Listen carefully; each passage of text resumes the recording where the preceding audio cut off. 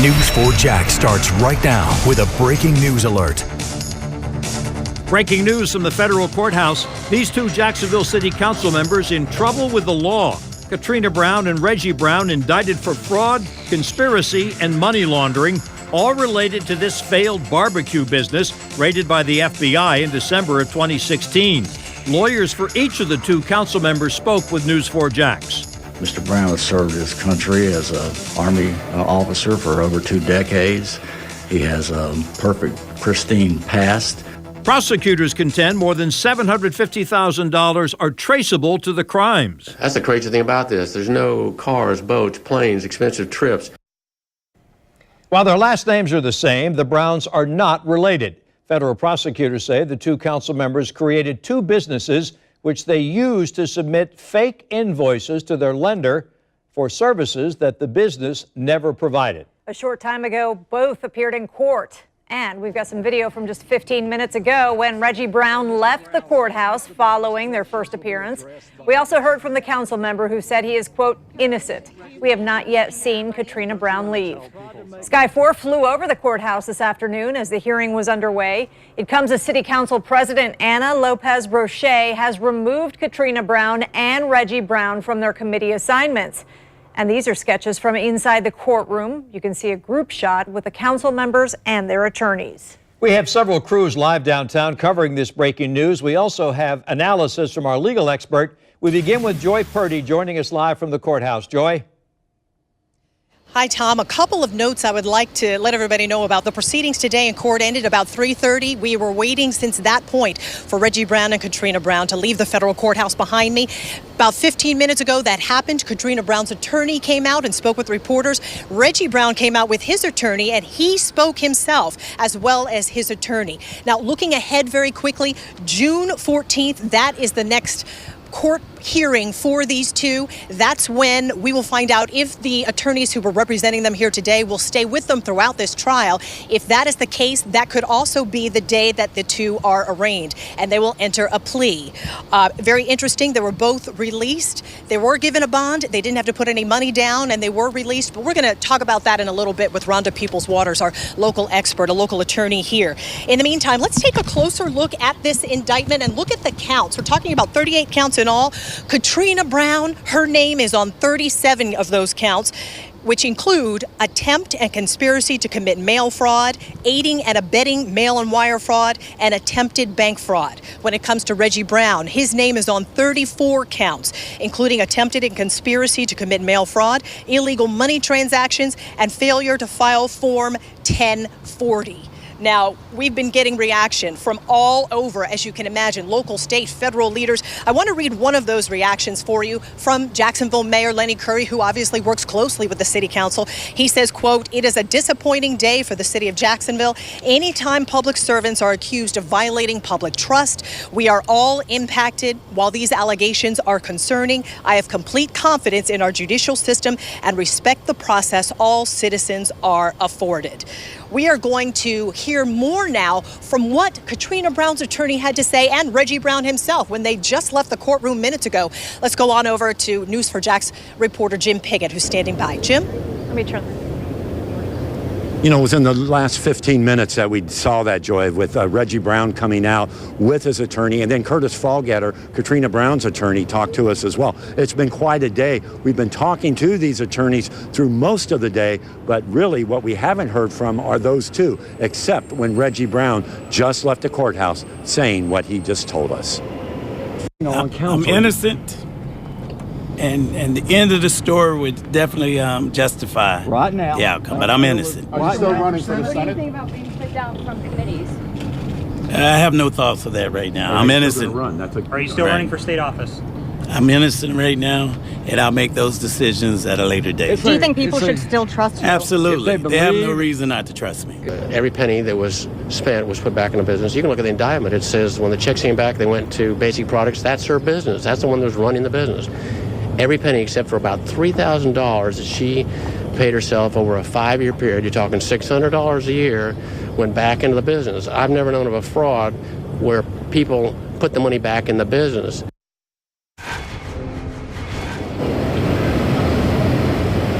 The last person was Curtis Fallgetter, Katrina Brown's attorney, talking about this, talking about the indictment, saying that there was no slush fund. This was business, and they were surprised by that. In fact, they said they knew about this approximately 2 years ago, that the feds were investigating this. In fact, offered a plea deal at that time, something that they did not accept. So they're going to take this to trial. We're going to begin to see that process start to unfold next month. If he's going to remain to be her attorney, there are a number of steps they have to take. But we have yet to see Katrina Brown come out of the building. She may have gone out another way. They've done that before in the past here as well. But we have yet to see her, and she didn't have anything to say when she walked inside. Joy? All right, Jim, thank you so much. As a matter of fact, we had several people representing News4JAX inside the federal courthouse during the proceedings today. One of those people was our own Scott Johnson, who was able and is able to paint a great picture for us about what was going on inside that courtroom. Scott? Joy, you had two elected officials who are used to being in front of cameras, used to being in a governmental situation.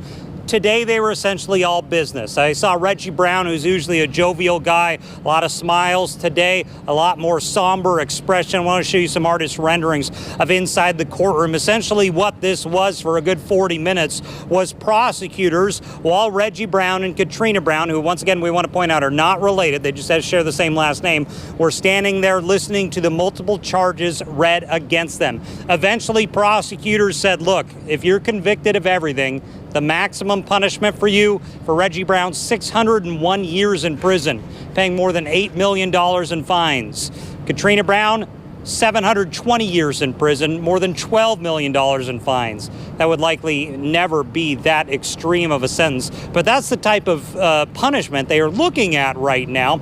Reggie Brown, once again, I spoke to him when he came out. I asked him about that 601-year sentence. He said no man lives that long, but once again proclaiming himself innocent of these charges. So this was something that they just went in, they went over the charges, they paid a $50,000 bond each to get out. They're only allowed around the continental United States. Reggie Brown has to give up his passport, so they are monitoring them while we go through this trial. And I'm once again looking in the back. I'm trying to make sure that Katrina Brown is not coming out. We're still waiting on her to exit the courthouse. As Jim said, we have heard from her attorney, but we are standing by here waiting to see if she leaves the courthouse and see if we can hear from her as well. For now, we're live downtown to the federal courthouse. Scott Johnson, Channel 4, the local station. Scott, before you go, I mentioned it at the top of the newscast. What happens next for these two? You got the exact rundown. So it is June 14th is the next time they'll be here, and the judge really wants to know, what are you two going to do with your attorneys? We know in other high-profile cases like these that when it changes from maybe an investigation into a criminal proceeding, they change lawyers because maybe their game plan and strategy changes. So we'll know probably by the 14th whether or not they will keep the attorneys they have or if they separate as defendants, and we'll just see where it goes from there. But June 14th, they'll be back here at 10 a.m. and we will get a lot of the questions answered down here at the federal courthouse. Joy?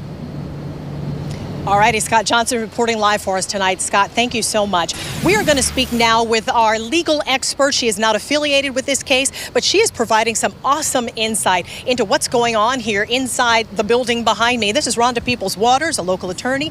First of all, let's talk about all of these years that Scott Johnson was just mentioning that these two could face. Katrina Brown, 720 years. Reggie Brown, 601 years. When Reggie Brown left the courthouse, he joked and he said, 601 years, a man can't live that long. Right. So are we really talking that much time? What do we expect?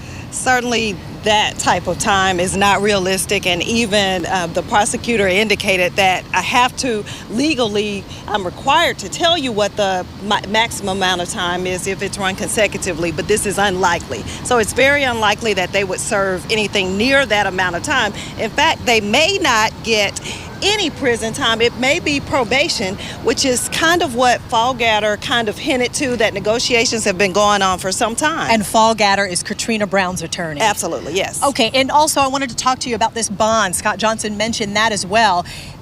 Most people, when you hear about a bond, you have to pay money to even get out of custody, but that hasn't happened here. Can you explain that, and is that normal? It is normal for federal court, and especially when you have these type of white-collar crimes where there is no violence alleged here, and you have citizens of this community who have been long-standing, citizens of this community who don't necessarily pose a threat as far as harm to the community or a concern to run. When it comes to the trial start date, the trial start date was posted at August 6th. Realistically, do you think it will start on time?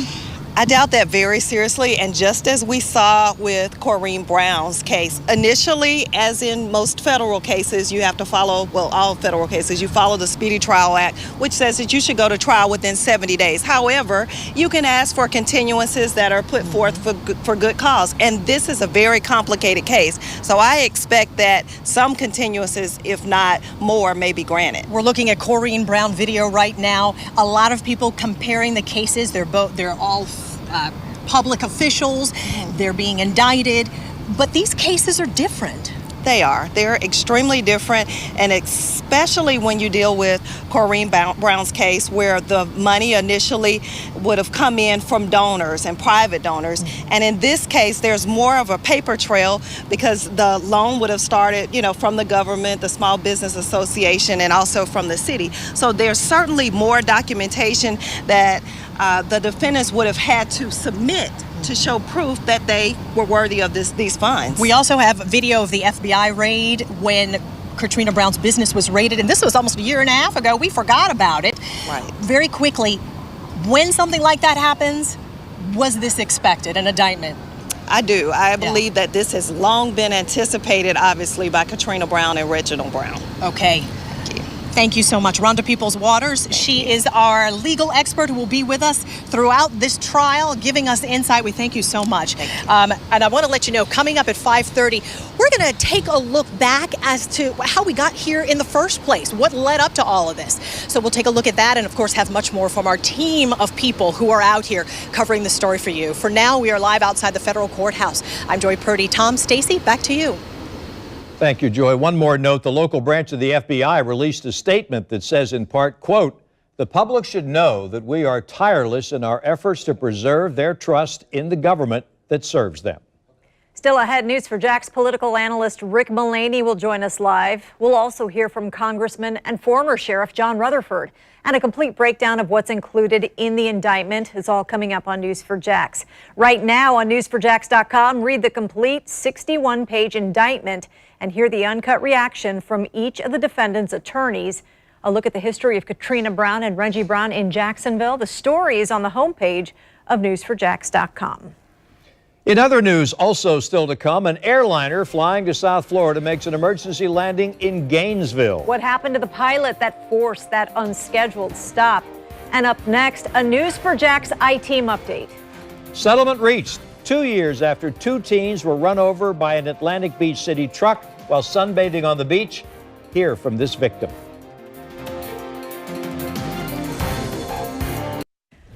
Got an update to a News4JAX I-Team investigation. The 2 teenage girls run over by an Atlantic Beach City truck while sunbathing on the beach 2 years ago. Well, they finally reached a settlement with the city. A maintenance worker in a pickup truck who was emptying garbage cans drove over the girls who were 13 at the time. These pictures were taken during Jade Shaw's recovery. Her attorney, Curtis Padgett, says the law protects the city of Atlantic Beach from being sued for more than $200,000 per individual, which he says does not begin to cover the teens' medical expenses. To make a claim over that cap, the state legislature would have had to vote on what's called a claims bill. It was the city of Atlantic Beach, though, that made the decision to go above and beyond and settle Shaw's claim for $1 million. I just remember getting on the beach with my friend, putting our towels down, laying down, and then just relaxing under the sun.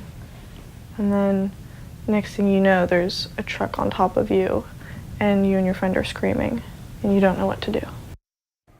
The lawyer for the other teen, who was not injured as badly, settled her claim for $100,000. Coming up tonight at 10 o'clock, we will show you what changes have been put in place in Atlantic Beach to better protect sunbathers from being run over by vehicles on the beach. Covering Duval County, the school board has approved the contract for the new superintendent. Dr. Diana Green will start work here July 1st. Her contract runs through June 30th of 2022. It includes a base salary of $275,000 a year, the same salary that was paid to former Superintendent Dr. Nikolai Vitti. Covering Alachua County, a plane makes an emergency landing in Gainesville after the pilot suffered a seizure mid-flight. Firefighters say the Airbus 320 landed safely at Gainesville Regional around 9 a.m. after leaving Cincinnati. The flight was headed to Punta Gorda near Fort Myers. The pilot was taken to the hospital and was in stable condition. No one on the plane was hurt. Tonight, police are still searching for this local man. He's accused of taking his 7-month-old daughter from the child's mother. After hours searching yesterday, police did find the baby, and she had been left with a family member, but they're still looking for Antonio Bennett. He has outstanding warrants for unrelated charges. He may be in a 4-door 2006 Chevy Impala with a Florida tag BYT T53. Bennett does have an extensive criminal history with JSO, including drug, fraud, and theft charges. President Trump tweeted today that he's pardoning conservative author and filmmaker Dinesh D'Souza, who pleaded guilty in 2014 to violating campaign finance laws. D'Souza was sentenced to 5 years probation, including living 8 months in a supervised confinement center. He was also fined $30,000. The president tweeted in part, quote, "He was treated very unfairly by our government." Hurricane season officially begins tomorrow, and with memories of Irma last year still fresh, News4 Jax is teaming up with your local neighborhood Ace hardware store to help you and your family prepare. With the cooperation of Ace, we developed a hurricane checklist of must-have supplies. Now, this is no ordinary list. It includes items people often do not realize they need until they're scrambling to get ready for an approaching storm, or they have to clean up after a storm. Starting tomorrow, you can save a lot of money on items that are on our Build a Kit That Fits checklist. And you may run into one of our Weather Authority meteorologists as they visit Ace hardware stores to greet customers all summer long. That's very necessary. Boy, oh boy, is it. I just want you to understand, we are pulling all the stops out here at Channel 4 to make sure this hurricane season doesn't really materialize. You have that power? Yeah, we're trying our best, folks. I mean, if we overplay it here, and again, this idea of a kit that fits you personally is so awesome because everybody's unique and everybody does need special things. And if you've been through so much in the last 2 years with Matthew and Irma, you know it's not just batteries and water. There's so much to it. And again, Ace has got some great ideas, and we're going to kind of translate them so that you at home can better weather the storm. And hopefully, like I said, we chase it away with all our ideas. Let's hope so. Yeah. All right, tonight, we don't see a lot of storms around the area, but I have a feeling this is just kind of the quiet before the storms, if you will. I see the possibility of evening storms coming our way, and they could really start to crank up, not so much in the next hour or so, but maybe in the next 3 or 4 hours. So if you have evening plans, and that might include going out there to see the shrimp, the game, we might have to deal with a few scattered showers now, but we might actually see a broader area of showers and thunder showers 7, 8, 9 o'clock, much later than what we've been accustomed to. By the way, these little streams of blue are actually some overhang tops. You know, the thunderstorms build up, but then they get pushed out. The tops of the clouds are high cirrus and ice crystals, and the stronger winds are there. And because of that, we can see that on radar here. But the isolated little showers as we get closer up to downtown Jacksonville are really starting to crank up in spots. But at this moment in time, it's pretty isolated. That what we're going to be watching for the next hour or two. If we get the broader showers and storms, it probably occurs, like I said, much later on. And tracking a few of these isolated showers, what we're going to find that they're mainly, again, drifting around, but there's a little hint here that they're going to head on off towards the east, and as they do so, they'll probably not just impact Nassauville, but all the way out there towards Big Tablet Island. Isolated showers back out here just to the west of the airport. Out there near Callahan and Lake might drift a little bit further to the west as well. Evening forecast. I'm just going to stay with the possibility of some showers. I think a good chunk of us will actually stay dry, but just keep an eye to the sky right on through the next couple, 3 or 4 hours, all the way through about 10 o'clock. Where do we go from here? Well, again, today, a little drier, somewhat drier than yesterday, and a little drier than expected.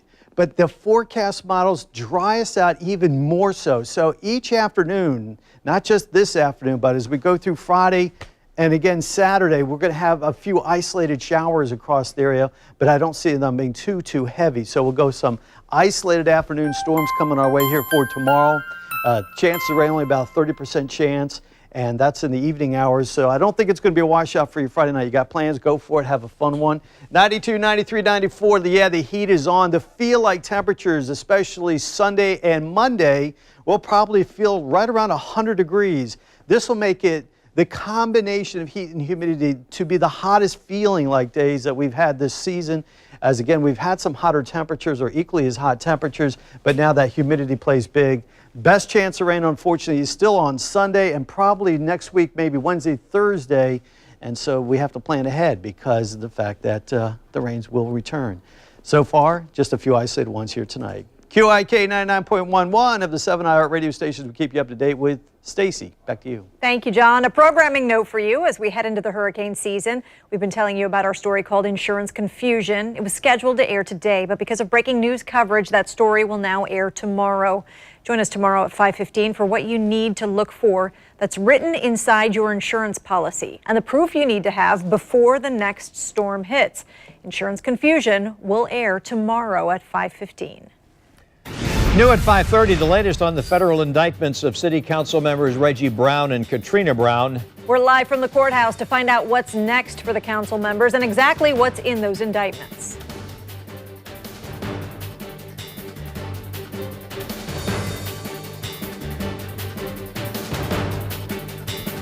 Tomorrow's the first day of hurricane season. News4JAX helping you get a head start on preparations for the next storm. How to choose the right generator for your home tomorrow at 6 a.m. The Morning Show on Channel 4 makes mornings happen.